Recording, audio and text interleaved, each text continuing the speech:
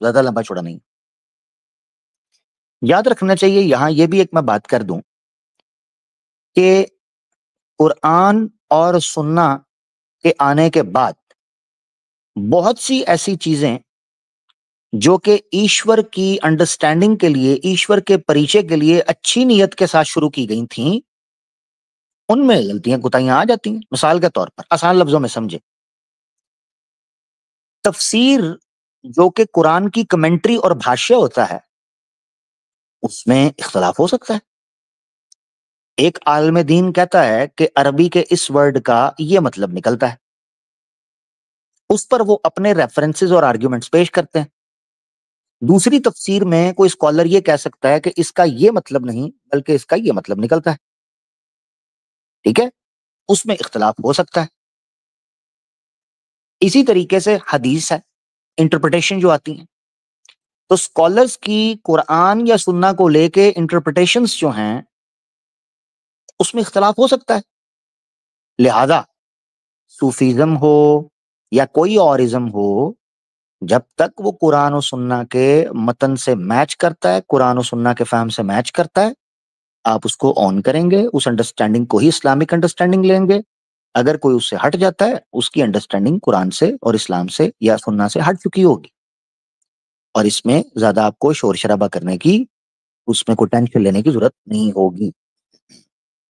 ये क्या है सलीम, ये कौन आया है? सलीम नास्तिक की नजायज औलाद। हेलो हाँ जी, की कर रहे हैं आमिर? यार, हद हो गई है। तुम्हारे अब्बू जी का पिछवाड़ा सूज गया है और तू आ गया आवाज़े हक के शिवलिंग को पकड़ने के लिए। तेरे शिवलिंग को पकड़ने नहीं, तेरी मंची ठोकर आया हुआ मैं। चलो, जिस तरह तुम्हारे सलीम प्लास्टिक की ठुकी है,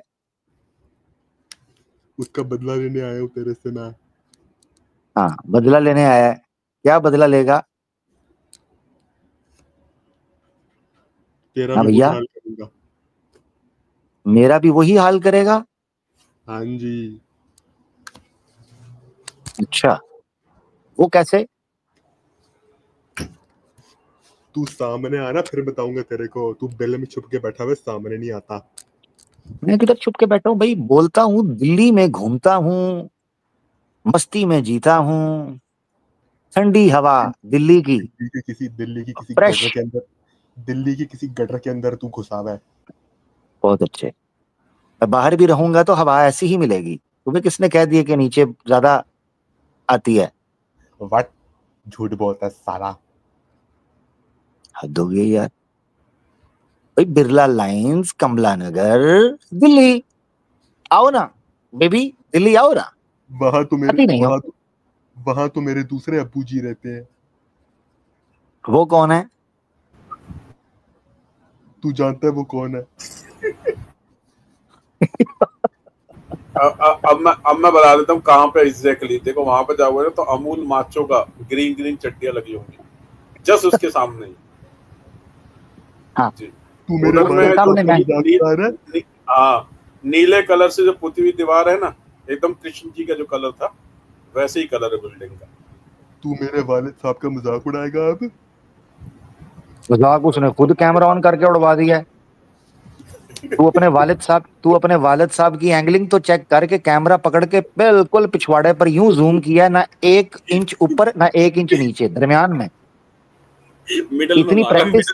हाँ, फेक, मिडल में। सब फेक, सब फेक वीडियो है। वो वीडियो तेरी है जिसपे तूने, तेरी वीडियो है जिसपे तूने चेहरा उसका बनाया हुआ है। मेरी वीडियो है। ऐसा अंडरवेयर मैं पहनता हूँ, मैं लुंगी पहनता हूँ, मुझे अंडरवेयर की जरूरत ही नहीं वो पड़ती। पिछवाड़ा वो पिछवाड़ा तेरा है जिसको मैंने ठोका था, उस पे तूने चेहरा उसका लगाया है।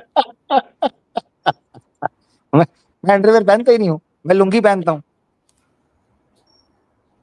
तू खस्सी है ना इसलिए।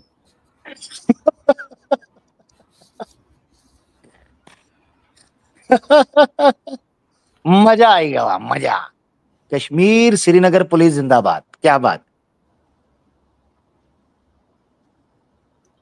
एआई जिंदाबाद। जनरेटेड, चीज एआई जनरेटेड आमिर गाने भाई, बनाता है साला। आमिर एआई भाई एक जनरेटेड चीज है। तो है, मतलब हाँ, थप्पा मिल गया। हाँ, बचपन में एआई मिला नहीं था सुन, साजिद सलीम को ठप एआई है, सब एआई है।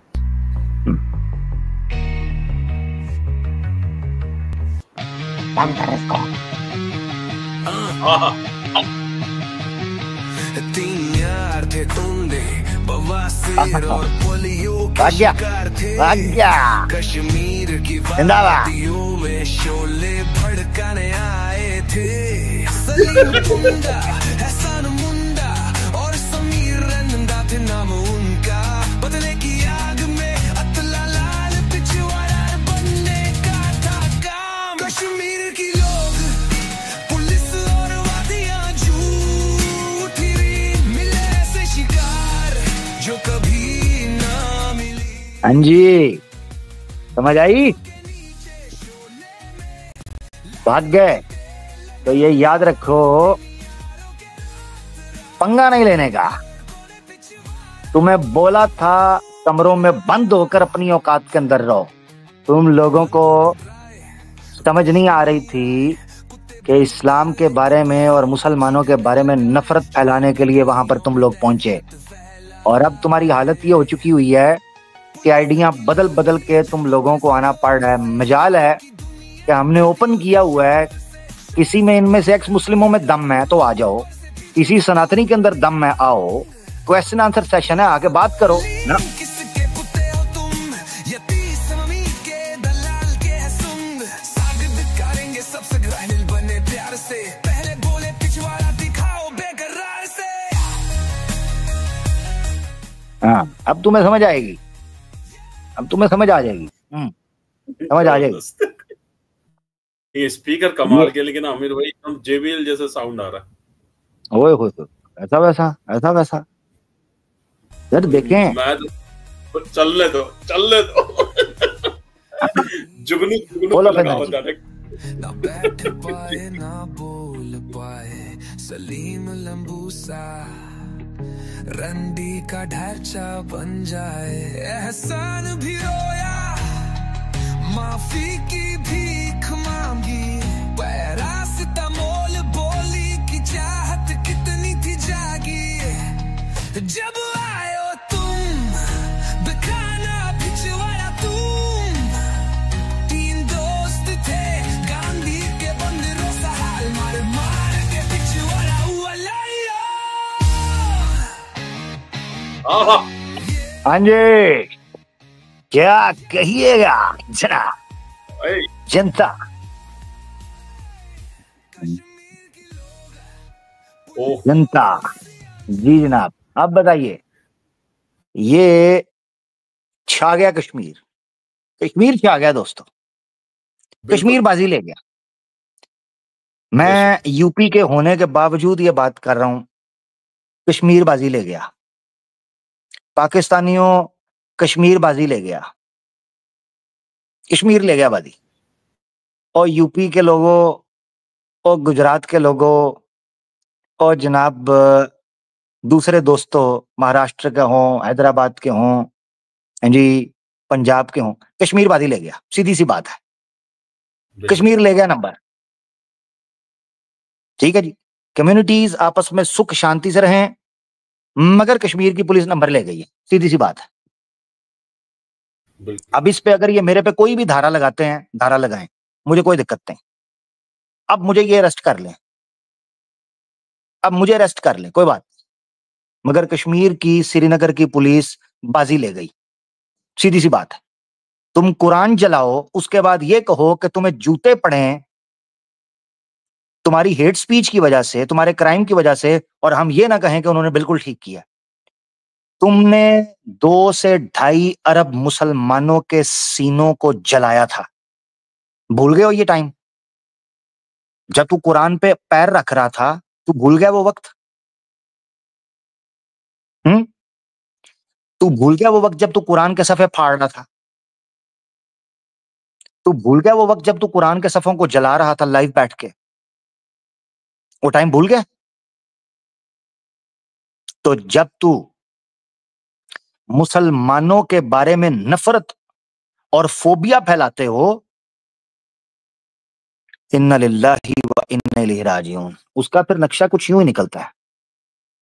हम नहीं चाहते थे बात इस तरीके पर चले, मगर पुलिस ने अपना काम किया, हम क्या कह सकते हैं भाई।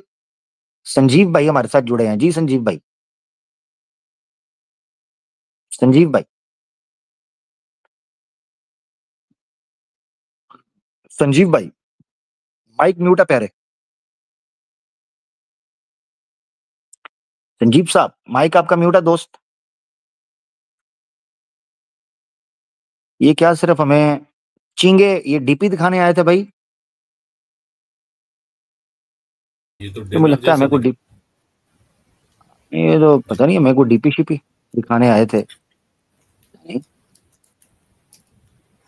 वो अच्छा अब समझ में आया, वो अंबानी जी का कुत्ता मर गया ना, आज न्यूज पे वही चल रहा है। ओ अच्छा शायद अच्छा। ये याद में। जी जी जी जी। जी संजीव भाई दूसरी आईडी से है मुझे लग रहा है। जी संजीव भाई आप बोले। संजीव साहब। हेलो। जी जी संजीव भाई कैसे हैं? बढ़िया बढ़िया। आप कैसे हो? एकदम बढ़िया, फर्स्ट क्लास, झकास। सनातनी भाई हैं प्यारे भाई? जी जी सनातनी। ठीक हो गया भाई।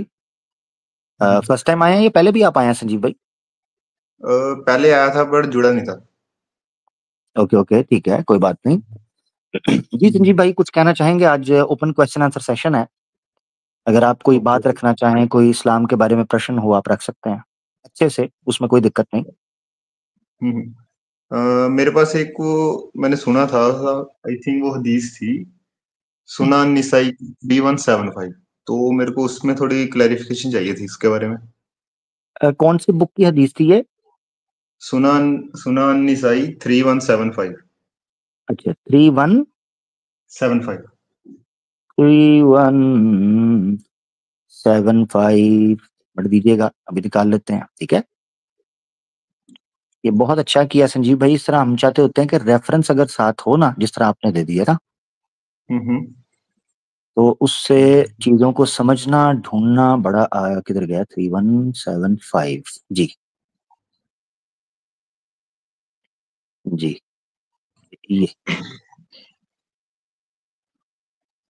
ये हदीस है जिसको आमतौर पर दोस्तों गजवा हिंद के लिए नहीं पेश किया जाता, ये को पेश करते हैं गजबा गजबा।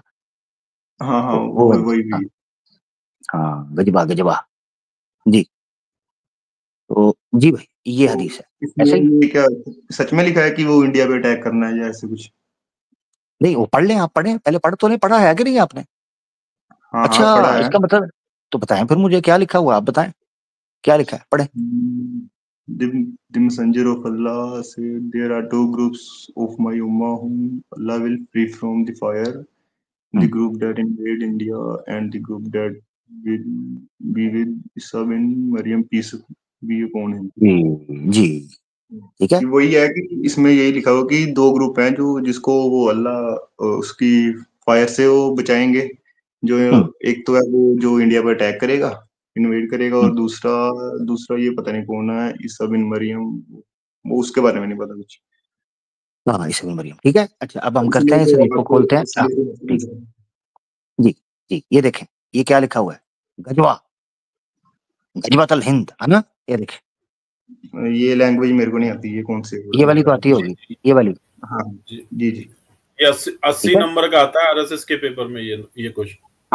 हाँ हाँ हाँ, ये बड़ी, इसके ऊपर तो बड़ी स्टडी और बड़ी तैयारी होती है, कोई ऐसा मसला नहीं। ये देखिए, the battle expedition of India, ठीक हो गया। अच्छा अब ये हदीस है आपके सामने हमने रख दिया, इसको हम समझने की आज कोशिश करेंगे। वैसे पहले भी एक दो बार हमने इस पे बात की हुई है, एक भाई थे मगर सरसरी थी। इस हदीस को अब इसी को रख कर हम सामने बात करते हैं, ठीक है।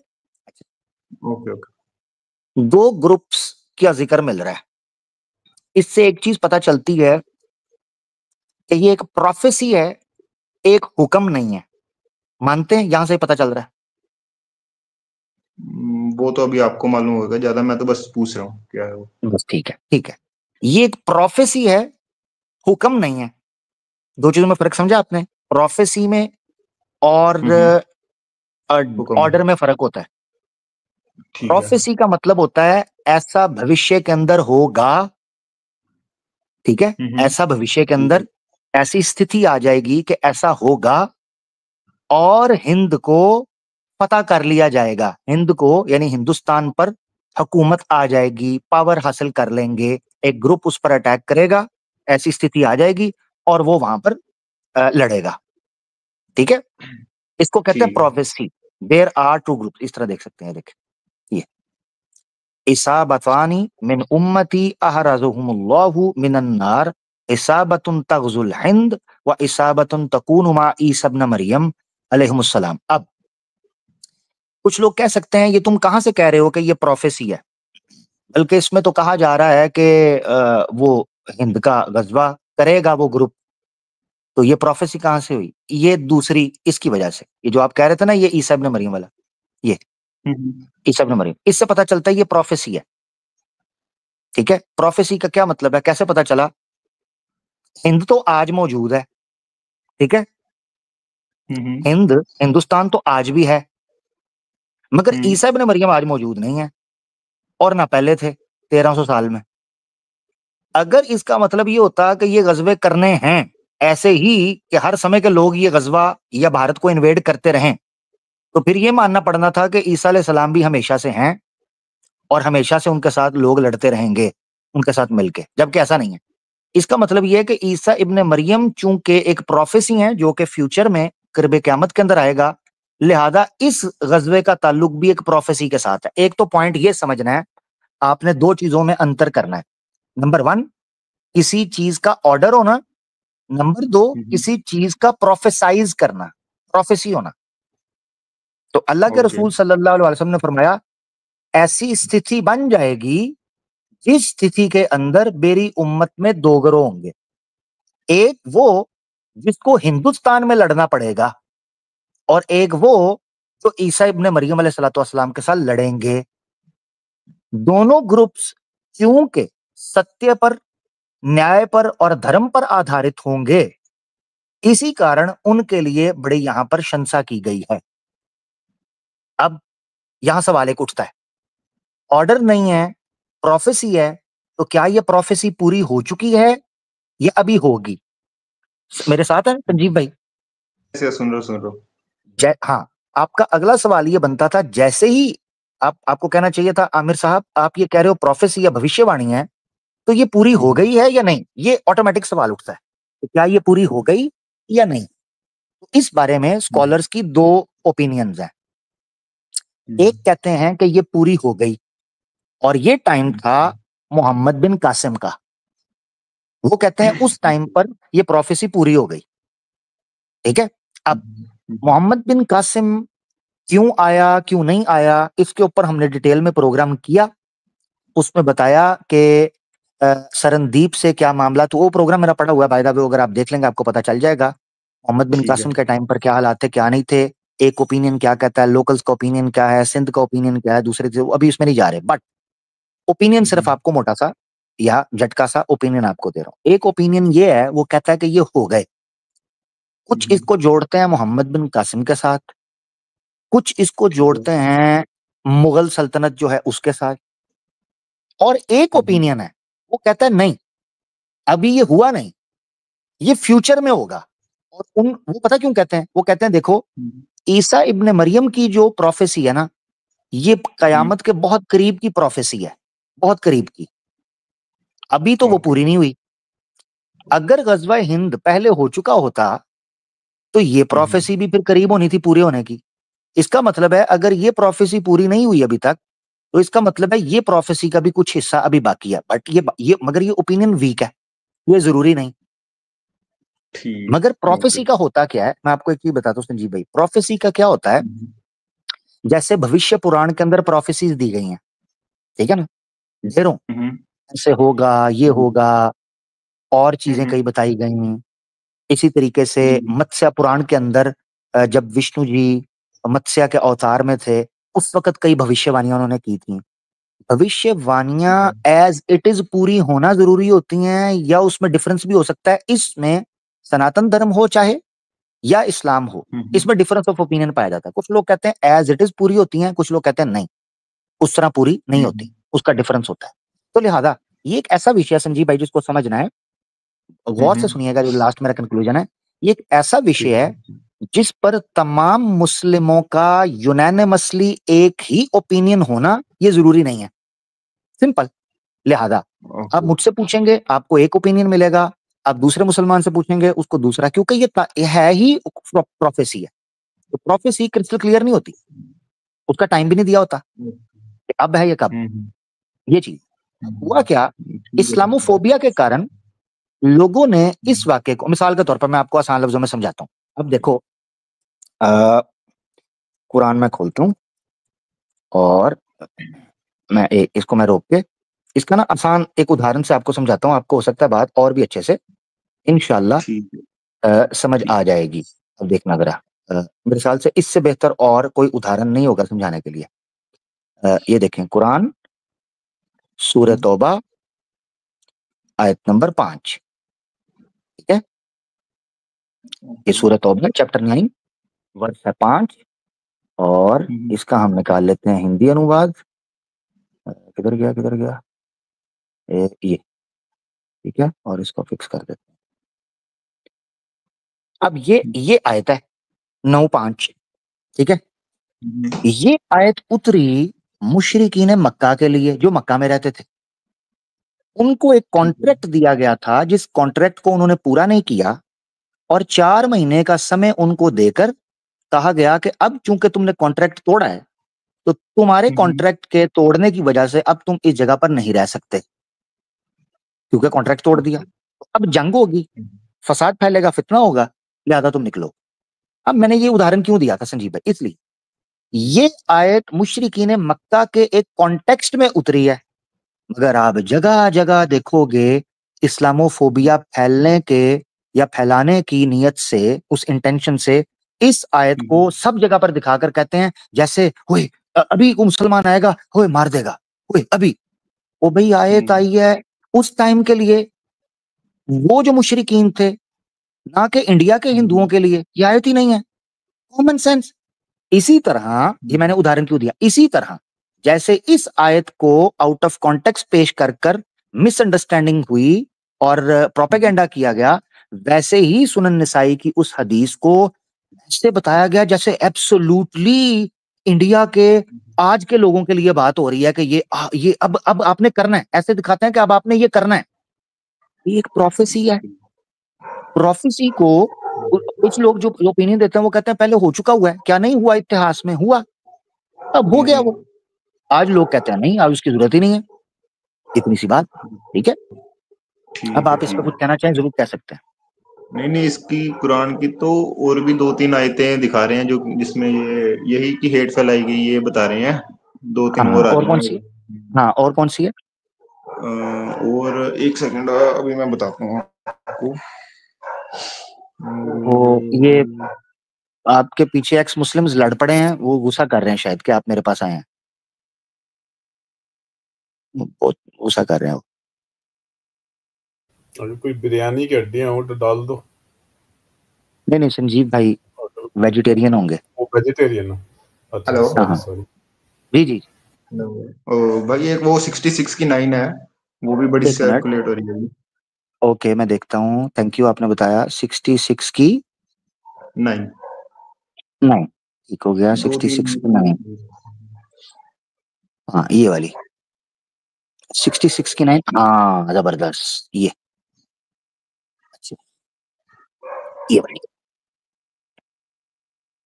ये इसको फिक्स कर देते हैं। सॉरी, अभी नहीं, डबल आ गया, तक हो जाता। ये औज़ु बिल्लाहि मिनश शैतानिर रजीम, सूरह अत-तहरीम की आयत है दोस्तों, मदनी सूरत है ये, और इसकी आयत 66 नंबर, और आयत है 9। औज़ु बिल्लाहि मिनश शैतानिर रजीम, या अय्युहन नबिय्यु जाहिदिल कुफ्फार वल मुनाफिकीन वगलुज़ अलैहिम वमअवाहुम जहन्नम व बिअसल मसीर। ए नबी, ए रसूल, काफिरों और मुनाफिकों से जिहाद करो और उन पर सख्ती करो, और उनका ठिकाना जहन्नुम है, और वो क्या बुरा ठिकाना है। ठीक हो गया, ऐसे ही है जी। ठीक है। अब हमने ये समझना है कि ये जो कहा गया है कुफ्फार और मुनाफिकीन, वैसे मुनाफिकीन को तो निकाल देते हैं, मुनाफिकीन एक और कैटेगरी होती है, क्योंकि आप इस कैटेगरी के हैं कुफ्फार, तो आपको लग रहा है कि शायद ये आपके बारे में कहा जा रहा है, ठीक है ना, तो इसको हम फोकस करते हैं। जाहिदिल कुफ्फार, कुफार से जिहाद करना है, वगलुज अलैहिम, उन पर सख्ती करनी है, उनका ठिकाना जहन्नम है और वो बुरा है। यहां से लग रहा है कि यार शायद संजीव भाई की बात भी हो रही है, ऐसे ही ना संजीव भाई? ये हाँ वही हेट फैलाया, ये हेट फैलाया जा रहा है। अब हमने देखना है कि ये जो करना है ना, ये किन के साथ करना है, ये जो जिहाद करना है ये किन के साथ करने का कहा गया है, और वो भी कब?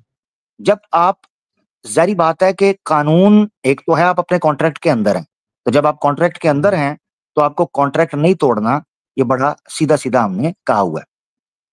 नहीं ये कॉन्ट्रैक्ट कौन सा, किस बात का कॉन्ट्रैक्ट है? यानी मुसलमान, यानी आज अगर इंडिया के अंदर इस आयत को पेश कर रहे हैं ना, ठीक है, इंडिया के अंदर पेश कर रहे हैं ना, हाँ तो जब जब इंडिया के अंदर इस आयत को पेश कर रहे हैं तो इंडिया के अंदर मुस्लिम और हिंदू एक कॉन्ट्रैक्ट के अंडर हैं, कॉन्स्टिट्यूशनल, ठीक है। अच्छा ठीक है, हाँ हाँ, ठीक है, ओके। तो उस कॉन्ट्रैक्ट के अंडर वो उस कॉन्ट्रैक्ट को तोड़ ही नहीं सकते, ठीक है, जो जब रूल्स तक बने वो हुए हैं। कॉन्ट्रैक्ट, जरी बात है, जो रूल्स बने हैं, जो कॉन्स्टिट्यूशन है, कोई मुसलमान अगर उसको तोड़ेगा उसको सजा मिलेगी, अगर कोई हिंदू तोड़ेगा उसको सजा मिलेगी। अब हमने ये जानना सिर्फ ये है कि ये कौन है, ये वाले। इसको जानने के लिए हम आएंगे, ये सूरह तहरीम आपने पढ़ी थी ना, ठीक है, तो सूरह तहरीम से 6 पहले यानी 66, तो हम आएंगे 60 पे, पीछे 60 पे, 60 पे जब आप आएंगे ना तो इसकी आयत भी सेम, कौन कौन सी है, 8 और 9, ठीक है, 8 ठीक है, और उसके बाद आ जाएगी 9। 66 की भी 9 थी, तो 60 की भी आपने 9 पढ़नी है, सेम, आपको पता चल जाएगा। पहले हम पढ़ते हैं 8 ताकि आपको समझ आ जाए। ये 60 की 8 कहती है ये लागू होगी इंडिया के हिंदूज के ऊपर अगर वो कानून ना तोड़ें और अगर वो कॉन्स्टिट्यूशन के अंदर रहें। अगर वो कॉन्स्टिट्यूशन तोड़ेंगे तो सरकार उनको सजा देगी जो सरकार ने तय करने हैं। तो 60 की 8 कहता है जो लोग तुमसे तुम्हारे दीन के बारे में नहीं लड़े भिड़े और ना तुम्हें घरों से निकाला उन्होंने, उन लोगों के साथ एहसान करना और उनके साथ इंसाफ से पेश आने से खुदा तुम्हें मना नहीं करता। बेशक खुदा तो इंसाफ करने वालों को दोस्त रखता है। इसकी थोड़ी और ठेठ हिंदी हम निकालते हैं ताकि और अच्छे से हमें समझ आ सके, ठीक है। नहीं समझ ये अल्लाह तुम्हें इससे नहीं रोकता कि तुम उन लोगों के साथ अच्छा व्यवहार करो और उनके साथ न्याय करो जिन्होंने तुमसे धर्म के मामले में युद्ध नहीं किया और ना तुम्हें तुम्हारे अपने घरों से निकाला। निसंदेह अल्लाह न्याय करने वालों को पसंद करता है।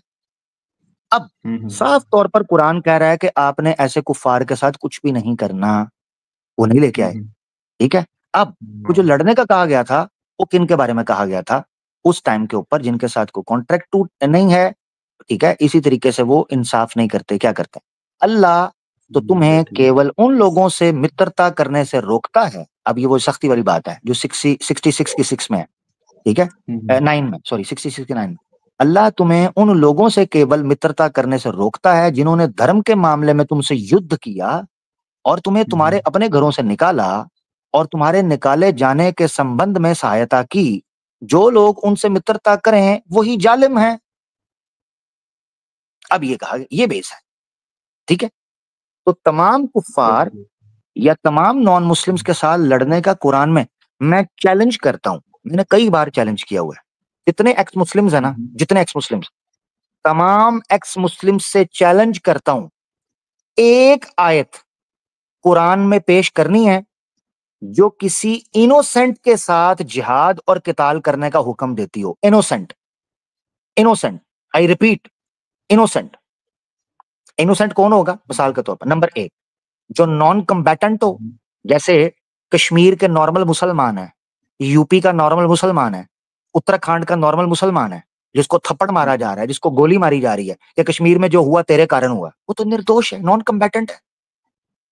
कोई एक आयत दिखानी है जो किसी इनोसेंट, नंबर 1 नॉन कम्बैटेंट, नंबर 2 जो कॉन्ट्रैक्ट के अंदर आता हो, ठीक है, नंबर 3 किसी किस्म का संयोग या सहायता ना करे आपको काटने में, आपको मारने में, आपको जो है घरों से निकालने में, आपको नुकसान पहुंचाने में।